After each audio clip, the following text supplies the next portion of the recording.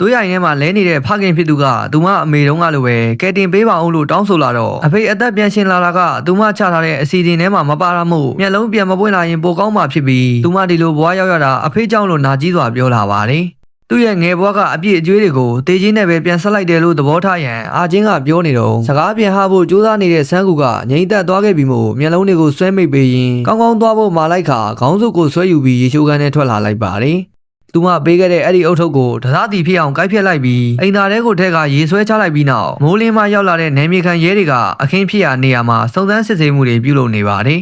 အာချင်းတိုက်ခန်းနေရတဲ့မနီဝဝေးလမ်းဘေးတနေရာမှာအိပ်ပျော်နေတဲ့ဂျောင်းဟိုကိုတော့လာရောက်ဖမ်းဆီးသွားကြပြီဖြစ်ပြီးချွဲကြောင်ဟိုကသူမအဖေကိုဘေ့စ်ဘောရိုက်တံနဲ့ရိုက်လိုက်တယ်လို့အာချင်းကထွက်ဆိုလာကြောင်းစုံတော့ဟန်ကပြောပြတော့အရင်ကအာချင်းရဲ့အနောက်ကိုနောက်ရောက်ခံလိုက်နေတဲ့လူထင်မိလိုက်ကြောင်းဂျောင်းဟိုကရှင်းပြပါတယ်အဲ့ဒီအမောင်ကြီးထဲမှာနောက်ရောက်ခံလိုက်တဲ့သူမှန်ဘလို့ထင်မိသွားတာလဲလို့ထပ်မေးတဲ့အခါခေါင်းစုပ်အုပ်ထုပ်စောင်းထားတဲ့အဲ့ဒီလူကအာချင်းရဲ့လက်ဘင်းကိုညှစ်နေတာကြောင့်အိမ်ထဲကိုပြေးဝင်သွားရကနေကက်ကြီးနဲ့ပြန်ခုခံလာတာမို့သူ့စိတ်တူတောင်တတိမထားမိလိုက်ပဲတွဲရိုက်လိုက်မိတယ်လို့ဆိုပါတယ်ဒါပေမဲ့အခင်းဖြစ်တဲ့နေရာမှာခေါင်းစုပ်အုပ်ထုပ်နဲ့တူတာတခုမှမတွေ့ရတာမို့အထင်မှားတာမဖြစ်နိုင်ဘူးလားလို့အတီးပြုမေးတဲ့အခါအဲ့ဒီအုပ်ထုပ်ကြောင့်ပဲနောက်ရောက်ခံလိုက်တဲ့သူထင်မိလိုက်တာဖြစ်ကြောင်းဂျောင်ဟိုကပြန်ပြေလာတော့တစ်ဖက်ကဆေးရုံမှာရောက်နေတဲ့အာချင်းအားအဲ့ဒီအုပ်ထုပ်အကြောင်းမေးတဲ့ချိန်သူမအဖေကအုပ်ထုပ်မဆောင်ထားဘူးလို့ဆိုပါတယ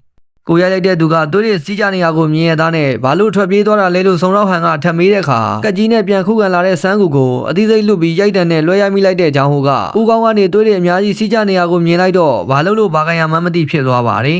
အဲ့ဒါနဲ့ဆေးရုံကခေါ်ဖို့လုပ်နေတော့မလုပ်ပါနဲ့လို့အာချင်းကလမ်းတားနေတာကြောင့်ဆေးရုံကမခေါ်သေးချင်တာလို့ထင်နေတဲ့ဂျောင်ဟိုကသူကတွေးတဲ့အများကြီးထွက်နေကြောင်းပြောပြတော့အဲ့ဒါသူမရဲ့အဖေလို့အာချင်းစီကကြားလိုက်ရပါတယ်အဲ့တော့မှတွေးပြတ်တယ်လို့ခံစားသွားရတဲ့ဂျောင်ဟိုကဘာစကားမှမပြောနိုင်ဖြစ်သွားပြီမို့အာချင်းကမရမကကောက်ထလာပြီးသူပဲကြည့်ချက်ရှင်းလိုက်မှကြောင့်တထေးကလောလောဆယ်အိမ်ကိုပြန်လိုက်တော့လို့ဆိုပါတယ်အခုထိကြောင်ဟန်ဖြစ်နေတဲ့ဂျောင်ဟိုကိုကိစ္စကဒီထက်ပိုမကြီးသွားအောင်မြန်ပြန်တော့လို့ဆိုကတွန်းလွှတ်လိုက်တာကြောင့်ဂျောင်ဟိုကပြေးထွက်သွားပါတယ်ဘလို့ပဲဖြစ်ဖြစ်အခင်းဖြစ်ရာကနေထွက်ပြေးသွားတယ်ဆိုတာမှန်တယ်မလားဆိုတဲ့စုံတော့ဟန်ရဲ့မေးခွန်းကြောင့်သူ့ကိုယ်သူဘာတွေလုံးမိသွားမှမသိတော့ကြောင်ယူကျုံမရငိုရင်းပြန်ပြေလာတဲ့ဂျောင်ဟိုကိုခမားကြောင့်အသက်20ကောင်မလေးတယောက်မိဘမဲ့ဖြစ်သွားပြီဆိုတဲ့အကြောင်းအသိပေးပါတယ်အဲ့ဒီနောက်စီနီယာစုံတော့ကြီးနဲ့အာဂျင်တို့ရှိရစီစုံတော့ဟန်ကလိုက်လာကအချက်လက်တွေလာပြီးတော့အသက်48နှစ်အရွယ်ဆန်းကူရဲ့ခံမှန်းတည်ဆုံးချိန်ဟာ19ရက်နေ့ည9နာရီနဲ့10နာရီခွဲကြားမှာဖြစ်ပြီးအာဂျင်စကန်ကိုအကြောင်းကြားလာတဲ့အချိန်ကမနက်3နာရီတောင်ထိုးနေပြီမို့ဘာလို့ချက်ချင်းအရေးပေါ်ကားကိုမခေါ်ခဲ့တာလဲလို့စုံတော့ကြီးကမေးခွန်းထုတ်ပါတယ်လဲနေရာကနေထားလိုက်တဲ့အာချင်းကတော့သူမအဖေရဲ့လက်ချက်ကြောင့်တတိမေ့နေခဲ့တာဖြစ်ပြီးပြန်နိုးလာတော့မနက်3နာရီထိုးသွားတာဖြစ်မယ်လို့ပြန်ပြေလာတဲ့အခါဖခင်ဖြစ်သူကဒီလောက်နှိမ့်ဆက်နေတာတောင်ထွက်ပြေးဖို့မစင်စားခဲ့ဘူးလားလို့စုံတော်ကြီးကထပ်မေးလာတာကြောင့်အခုတော့သူမပင်ပန်းနေပြီမို့ထပ်မေးတရားရှိသေးလားဆိုပြီးစကားဖြတ်လိုက်ပါတယ်အဲ့ဒီချိန်စုံတော်ကြီးစီဖုံးဝင်လာတာကြောင့်ကင်လိုက်တော့ဂျောင်ဟိုရဲ့အတိမိတ်ဆွေ PB Agency ရဲ့ကိုယ်စားလှယ်အင်ဆွန်းဆိုတာကြောင့်အပြင်ကိုထားထွက်သွားကြပြီးအကဲခတ်နေတဲ့အာချင်းကလက်ကစလိုင်းဘိုက်ကိုဆွဲဖြုတ်ခါတကားနာထိထသွားရင်သူတို့ပြောနေတာတွေအကုန်ချောင်းနားထောင်ခဲ့ပါတယ်ကိုယ်စားလှယ်အင်ဆွန်းနဲ့ဖုံးပြောပြီးမှလေတံတစ်မျိုးပြောင်းသွားတဲ့စုံတော်ကြီးကတော့အာချင်းရဲ့အဖေကိုဘေ့စ်ဘောရိုက်တံနဲ့သူရိုက်ခဲ့တာဖြစ်ကြောင်းချွဲကြောင်ဟိုကိုယ်တိုင်ကဝန်ခံထားတဲ့ဆိုပေမဲ့အမြဲတမ်းနှိမ့်ဆက်နေတဲ့ဖခင်ကိုသူဆိုရင်လည်းတက်ပစ်ချင်မှမို့ဂျောင်ဟိုကတက်အတုံးချခံရတာဖြစ်ပြီးတရင်တောက်တွေနဲ့တိုင်ပင်ကဒီမှုကိုအခုလိုစီတင်လိုက်ရင်ဂျောင်ဟိုလည်းလွတ်သွားကဖခင်ကိုတီးမခံနိုင်တော့လို့ကျွန်းလို့မိတဲ့သမီးကလည်းပြည်တံချော့ချော့ပေါ့ပေါ့ပဲကြားခံရမှာဖြစ်ကြောင်းစီနီယာစုံတော်ကြီးကပြောနေတာကိုအာချင်းကအတန်ဖမ်းထားလိုက်ပါတယ်ဆုံတော့ဟန်ကတော့အင်တင်ဖြစ်နေပေမဲ့လက်စားဖို့ကြံနေတဲ့စီနီယာကဂျောင်ကိုလွတ်အောင်စီစဉ်နေတာကြောင့်အုတ်ထင်းသူမရှိတဲ့မိန်းကလေးတယောက်ကသူတို့ကိုဘာလုပ်နိုင်မှလဲလို့ဆိုနေတာတွေကိုအာချင်းအပြင်ဆေးရုံထဲရောက်နေတဲ့ဂျွန်စောကပါကြားသွားပါတယ်။အဲဒီနောက်တရင်သောက်စီချက်ချင်းဆက်သွယ်နေတဲ့စီနီယာဆုံတော့ကြီးရဲ့နောက်ကိုဂျွန်စောကနောက်ရောက်ခံလိုက်လာချိန်မတော်တဆလူတက်မှုသဘောမျိုးဖြစ်အောင်ဇလန်းထွင်ပေးဖို့ပြောနေတာတွေကိုကြားခဲ့ရပြီးဆုံတော့ကြီးရဲ့ကားနာကိုရောက်လာတဲ့ကိုယ်စားလှယ်အင်ဆွန်းကပတ်ထန်အပြည့်ထည့်ထားတဲ့ဘူးတစ်ခုအားလာပေးသွားတာကိုပြင်းပေါက်ကနေလမ်းကြည့်နေတဲ့အာချင်းကဓာတ်ပုံရယူလိုက်ပါတယ်။သူ့ရဲ့အဆက်ဟောင်းဆန်းကူရဲ့တိတ်ဆုံးမှုသတင်းကိုအခုမှတွေ့သွားတဲ့ဂျွန်စောရဲ့အမေကြီးစွန်းကမျက်လုံးပြည့်မျက်စံပြူးနဲ့ဖြစ်နေပြီးဂျွန်စောစီဖုန်းကောက်ဆက်နေချိန်တားဖြစ်သူကတော့အာချင်းရဲ့တိုက်ခန်းအပေါ်တက်သွားတဲ့စုံတော်ကြီးရဲ့နောက်ကိုလိုက်ဆောင်ကြည့်နေပါတယ်။ဂျောင်ဟိုကိုလွတ်စေခြင်းလို့တက်တဲ့ထက်လာရှာနေတဲ့စုံတော်ကြီးကအိမ်သာကွက်ထဲကရေထဲမှာကျန်နေတဲ့ခြီအပိုင်းစအနှဲငယ်ကိုတွေးလိုက်ရတာကြောင့်အာချင်းကဆေးရုံကနေဆင်းလို့ရပြီမို့ထွက်လာချိန်ဆေးရုံထဲဝင်လာတဲ့စုံတော်အဖွဲကမျက်မြင်တက်တဲ့ကနေတန်တရားရှိသူအဖြစ်ပြောင်းသွားပြီဖြစ်တာကြောင့်စခန်းကိုလိုက်ခဲ့ရမှာဖြစ်ကြောင်းပြောကဂျွန်စောရဲ့အရှိတင်ဖမ်းခေါ်သွားကြပါတယ်။တစ်ဖက်မှာတော့ဂျောင်ဟိုရဲ့စီကိုကိုယ်စားလှယ်အင်ဆွန်းတို့ရောက်လာကြပြီးအချိန်ပိုင်းအလုပ်သမားစီမှာကြောက်ချခံခဲ့ရတဲ့သဘောစီစဉ်လိုက်မှမို့ကိုကာကွယ်လိုက်တာဖြစ်ကြောင်းမီဒီယာတွေကိုအရင်လွှမ်းမိုးကတရားသူကြီးဘက်ကအဲ့ဒါကိုလက်ခံစဉ်းစားပေးတာနဲ့ထောင်ဒဏ်ကနေလွတ်မြောက်မယ်လို့ပြောတော့အဲ့ဒါဆိုအာချင်းကရောဘလို့ဖြစ်သွားမှလဲဆိုတဲ့ဂျောင်ဟိုကိုအရင်စိတ်ပူဖို့ကိုယ်စားလှယ်ကြီးကဒေါသတကြီးပြောပါတယ် ကူညီမဲ့သူတယောက်မှမရှိလို့အဲ့ဒီကောင်မလေးအတွက်စိတ်မကောင်းတော့ဖြစ်မိတာမှန်ပေမဲ့သူ့ဘဝကမင်းနီတားခံရလဲဘာမှပြောင်းလဲသွားမှာမဟုတ်ဘူးဆိုတဲ့ကိုယ်စားလှယ်ကစီနီယာစုံတော်ကြီးနဲ့တောင်ပြည်လည်မှုရယူသွားပြီးပြီမို့သူတို့ဘက်ကအရေးသားနေတဲ့ဖြစ်ကြောင်းပြောပေမဲ့ရောင်ဟိုကတော့အာချင်းအတွက်စိတ်မကောင်းဖြစ်နေပါတယ်တစ်ဖက်ကဖျော်ဖြေရေးကိုယ်စားလှယ်စောမီမွေးထုတ်ထားတဲ့တရုတ်ဆောင်မင်းသမီးရေနာကကားအစီအတန်ပြဿနာနဲ့ကြုံနေရတာကြောင့်ရေနာရဲ့မန်နေဂျာကောင်မလေးဟန်အီကအပြည့်ဝန်ခံပေးမှမို့သူတို့ဘက်ကမေးလာတာကိုပဲတေချာဖြေပေးဖို့အတွင်းရေးမှုကမှာနေပြီးစကန်တစ်ကိုလာခေါ်သွားပါတယ်အဲ့ဒီချိန်အာချင်းကလည်းစကန်းကိုရောက်လာတာမို့အထက်ကထွက်လာတဲ့ကိုယ်စားလှယ်အင်ဆွန်းကိုမြင်လိုက်ရပြီးအာချင်းရဲ့ဖုန်းကိုလည်းစုံတော့တွေကသိမ်းယူနေတဲ့တစ်ဖက်မှာကားမတော်တဆဖြစ်တဲ့အချိန်ရေနာကဘာလို့နေခဲ့တာလဲလို့စုံတော့ကြီးကမေးတော့အရက်မူပြီးအိပ်ပျော်နေတယ်လို့ထွက်ဆိုပါတယ်မတင်ငါဖြစ်နေတဲ့စုံတော့ကလိန်နာကအပြစ်ပိုကြီးတာမို့ကားကိုဟန်အီမောင်းခဲ့တာတေချာလားထပ်မေးနေတော့အတွင်းရေးမှုကောင်မလေးကအပြင်ကိုခဏထွက်သွားကကိုယ်စားလှယ်စောမီရဲ့စီဆက်သွယ်လိုက်ပါတယ်ရေနာတို့ရဲ့ပြဿနာလူမိတလူဖြစ်ခါနီးမှစုံတော့ကြီးရဲ့စီစောမီထံကဖုံးဝင်လာတာမို့ဟုတ်ကဲ့ဆိုတဲ့စကားနဲ့တင်ဖုံးချလိုက်ပြီးနောက်ခံဝင်လက်မှတ်ကိုထိုးစရာလိုသေးလားလို့ရေနာကအရွယ်တိုက်ကဝင်မေးရင်သူတို့ပြဿနာကဖြေရှင်းပြီးသားဖြစ်သွားပါတယ်စီနီယာစုံတော်ကြီးကစစ်စေးရေးအခန်းဝင်မှုအာချင်းရဲ့နာမည်လာခေါ်နေခြင်းစောမီရဲ့အတွင်းရေးမှုကောင်မလေးကကြားသွားပြီးနောက်ဘာခင်ဖြစ်သူစီဒီနေ့ည7 နာရီပတ်စံလာယူဖို့စာပို့ထားတဲ့အပြင်ရောင်ဟိုရဲ့စီပါအိမ်ကိုခဏပစ္စည်းသွားယူရမယ်ဆိုတဲ့စာတွေပို့ထားတာကိုအထောက်အထားဖြစ်စုံတော်ကြီးကအရင်ပြလာပါတယ်ပြီးတော့ခေါင်းစိုးအုပ်ထုပ်ကိုမတိဘူးပြောပြီးတန်းစင်ကန်ထဲကနေခြိစားတွေတွေ့ခဲ့ရကြောင်းစုံတော်ကြီးကထပ်ပြောလာတဲ့အခါအဲ့ဒါကစုံတော်ကြီးရဲ့ထင်မြင်ချက်တက်ပဲလို့အာချင်းကပြန်ဖြေပေးမဲ့ကျိုးချောင်းတင်းလျော်တဲ့ထင်မြင်ချက်ဖြစ်ပြီးဥကောင်းအကွဲမှုကြောင့်တေသွားတဲ့ဖခင်ဖြစ်သူကဂျောင်ဟိုရဲ့ရိုက်ချက်တစ်ချက်ထဲတင်မကပဲနှစ်ကြိမ်နဲ့အထက်ရိုက်ခံထားရတာဖြစ်ကြောင်းပြောပါတယ်ဂျောင်ဟိုကတစ်ချက်ဖဲရိုက်ပြီးအခင်းဖြစ်တဲ့နားကနေထွက်သွားခဲ့တယ်ဆိုတာကြောင့်အာချင်းပြောသမျှတွေကတခုခုလွဲနေပြီလို့စုံတော်ကြီးကမေကုန်းအထက်ထပ်ထုတ်နေတဲ့အခါကောင်မလေးကဂျောင်ပိတ်မိသွားပြီးရေလေးတစ်ခွက်လောက်တိုက်ဖို့တောင်းဆိုလိုက်ပါတယ်ခဏနားပြီးတော့ထက်စစ်ဆေးဖို့ရောက်လာတဲ့စုံတော့ဟန်ကိုဓမ္မရာလာနေတာမို့အမျိုးသမီးစုံတော့တယောက်လောက်ခဏခေါ်ပေးလို့ရမလားထပ်တောင်းဆိုကလာကူညီပေးတဲ့ကောင်မလေးအားသူ့ဖုန်းထဲကဓာတ်ပုံပိုင်းနဲ့အတန်သွင်းဖိုင်ကိုစစ်ဆေးကြည့်ဖို့ပြောလို့လိုက်ပါတယ်အဲ့ဒါနဲ့အာချင်းရဲ့ဖုန်းကိုအဲ့ဒီကောင်မလေးကလာစစ်ဆေးကြည့်တဲ့အခါကိုယ်တလဲအင်ဆွန်းစီကလက်စားပြီးဂျောင်ဟိုကိုအမှုကနေလွတ်အောင်စီစဉ်နေတဲ့စီနီယာစုံတော့ကြီးရဲ့အတန်ဖိုင်ကိုကြားလိုက်ရပါတယ်ညသာစားပြီးမှပြန်လာတဲ့စီနီယာရဲ့ကားကိုရဲတွေကလာစစ်ဆေးကြည့်တဲ့အခါဖြော်ရည်ကတစ်ခုထွက်လာတာကြောင့်ဘာပေးပေးအကုန်ယူလာလားလို့စုံတော်ကြီးကိုခနဲ့ပြီးဖွင့်ကြည့်လိုက်တော့အချိုရည်ဘူးတွေပဲပါလာတာမို့15နှစ်လုံးလုံးအလုံးလုံးလာတဲ့အတော်တွင်ဘသူစီကမှလက်မစားခဲ့ဘူးကြောင်းစီနီယာကပြန်အော်ကြောက်ပြီးလွတ်လိုက်ပါတယ်စီနီယာကြီးကလည်းခေသူမဟုတ်တာမို့ကိုယ်တလဲအင်ဆွန်းပတ်စံတွေထည့်ပေးခဲ့တဲ့အချိုရည်ကန်းတဲ့ပုံစံတူတစ်ခုကိုကုံတိုင်းမှာဝင်ဝယ်ခဲ့တာဖြစ်ပြီးကက်တီလေးလွတ်သွားတဲ့ဖြစ်ကြောင်းရင်တမမနဲ့တယောက်တည်းရေရွတ်နေပါတယ်အဲ့ဒီအချိုရည်ကန်းတဲ့အတူစစ်စေးရခန်းထဲဝင်လာတဲ့စီနီယာကြီးကရာဆဆသူ့ကိုမြန်နောက်ရောက်ခံလိုက်ရဲတဲ့ပေါ်လို့ဆိုကဘလို့နီးနေပဲဖြစ်ဖြစ်မင်းကိုတရားခံဖြစ်အောင်လုပ်မှဖြစ်ကြောင်းအသိပေးသွားပါတယ်အဲ့ဒီနောက်အာချင်းစီအဲ့တွေ့လာတဲ့သူကကိုယ်တလေဆုံးမီရဲ့အတွင်းရေးမှုဖြစ်ပြီးဂျောင်ပိတ်နေတယ်လို့ယူဆရတာကြောင့်ဆွဲချက်ကနေပယ်ဖြတ်ခံရအောင်စီစဉ်ပေးရမလားဆိုတော့အခုညီတိုင်းမှာတန်ကြီးရှိတာကိုသူမကောင်းကောင်းသိတာမို့ဒီလိုနီလန်းနဲ့ကူညီပေးခြင်းအောင်ဆောင်ပေးရင်သူမခြေထောက်ကိုချုပ်ထားပြီးအမျက်ထုတ်ဖို့စီစဉ်နေတာမလားလို့အာချင်းဘက်ကပြန်မေးပါတယ်အဲ့ဒါကြောင့်အတွင်းရေးမှုကဒီကနေတဆင့်အမှုစစ်စီကိုလွှဲပြောင်းပေးလိုက်ရင်သူတို့လည်းဘာမှမတတ်နိုင်တော့တာမို့အလောက်ထိစွန့်စားစရာမလိုပဲကိုယ်တလေကြီးအိယာထားလာတဲ့အထိစဉ်းစားချိန်ရပါသေးတယ်လို့မှာပြီးထွက်သွားပါတယ်အာချင်းရဲ့နောက်ကိုနောက်ရောက်ခံလိုက်တဲ့သူရဲ့အကြောင်းစုံတော့တယောက်ကယူရှိစီသွားဆောင်စမ်းနေတဲ့အခါမကြသေးခင်တုန်းကလူတယောက်ကအာချင်းရဲ့နောက်ကိုတကောက်ကောက်လိုက်နေခဲ့တာကြောင့်တထေးကတော့စိတ်ပူခဲ့ရပေမဲ့အဲ့ဒီနောက်ရောက်ခံလိုက်နေတဲ့သူနဲ့ပဲအာချင်းကိုတွဲပြီးမီနီမတစ်ခုထဲမှာတွေ့ခဲ့ရကြောင်းရှင်းပြပါတယ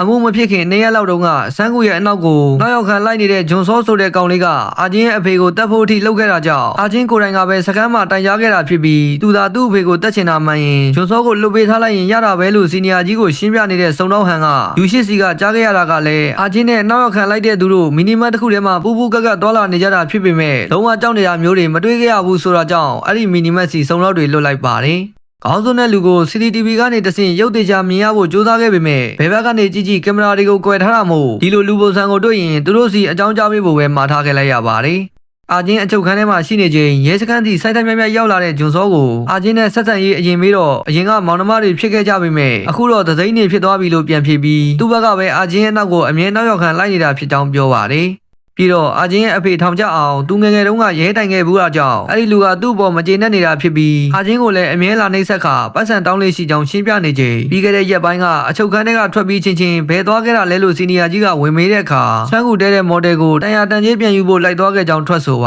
တယ်ရက်သက်ရှင်ကလူကိုဂျွန်စောကအိတ်ဆေးခတ်ထားတဲ့အချိုရည်တိုက်ထားခဲ့တာဖြစ်ပြီးဒါတောက်လိုက်လို့အိပ်ပျော်သွားတယ်ဆိုတဲ့မော်ဒယ်ဝန်ထမ်းကသူ့နိုးလာချိန် CCTV မှတ်တမ်းတွေဖြတ်သွားကြောင်းပြောပြနေတော့အဲ့ဒါဘယ်ချိန်လောက်ဖြစ်မလဲလို့စုံတော့ကပြန်မေးတဲ့အခါအဲ့ဒီကောင်လေးဝင်လာပြီးတဲ့ကဘာမှမသိတော့ဘူးလို့ဆိုပါတယ် ဂျွန်စောပုံမှာထုတ်ပြလိုက်တော့ဒီကောင်လေးဟုတ်တယ်လို့ပြန်ဖြေလာတဲ့ဝန်ထမ်းကအခန်း305ကလူအကြောင်းမေးခဲ့တယ်လို့ဆိုတာကြောင့်စန်းကူကိုတတ်ဖို့သူ့ရဲ့မော်ဒယ်အခန်းထိလိုက်သွားပေမဲ့အစီမှာမရှိတာမို့အာချင်းရဲ့တိုက်ခန်းစီထပ်လိုက်သွားကြောင်းဂျွန်စောကပြောပါတယ်ဂျွန်စောအစီကိုရောက်သွားတော့အာချင်းကဘာလို့နေတယ်လဲဆိုတဲ့အခါကောင်မလေးကအသေးစိတ်လွတ်ပြီးလဲကျနေပေမဲ့သူ့အဖေကတော့အသက်ရှင်နေသေးတာကြောင့်အာချင်းကိုထပ်မနှိပ်ဆက်တော့အောင်အဲ့ဒီလူကိုအရင်ရှင်းပြရမယ်လို့တွေးကဘေ့စ်ဘောရိုက်တန်နဲ့ခေါင်းကိုရိုက်ခဲ့ကြောင်းပြောပြပါတယ်ဒါနဲ့ဘာလို့ရုတ်တရက်ကြီးလာဝန်ခံရတယ်လဲလို့စီနီယာကြီးကမေကွန်းဝင်ထုတ်တော့အဲ့ဒီလိုလှုပ်လို့မရဘူးလားလို့မင်းသေးနဲ့ပြန်မေးလိုက်တာကြောင့်မေကွန်းမှဆက်မထုတ်တော့ပဲအချုပ်ခန်းထဲကအာချင်းကိုသူ့ဖုန်းပြန်အပ်ခါနောက်ရောက်ခံလိုက်တဲ့သူကကိုယ်တိုင်လာဝန်ခံသွားပြီမို့ပြန်လို့ရပြီဖြစ်ကြောင်းစုံတော့ဟန်ကပြောပါတယ်နားမလည်နိုင်ဖြစ်နေတဲ့အာချင်းကိုမင်းတတိလစ်နေတော့အိမ်ထဲကိုဖောက်ဝင်ခဲ့တဲ့ဂျွန်စောကဆန်းကိုအသက်ရှိနေသေးတာကိုတွေးလိုက်တာကြောင့်ဒုတိယကျူးလွန်သူအဖြစ်တေဆုံးတဲ့အထိရိုက်ခဲ့တယ်ဆိုတာသူကိုယ်တိုင်လာဝန်ခံသွားတယ်လို့အသိပေးလိုက်ပါ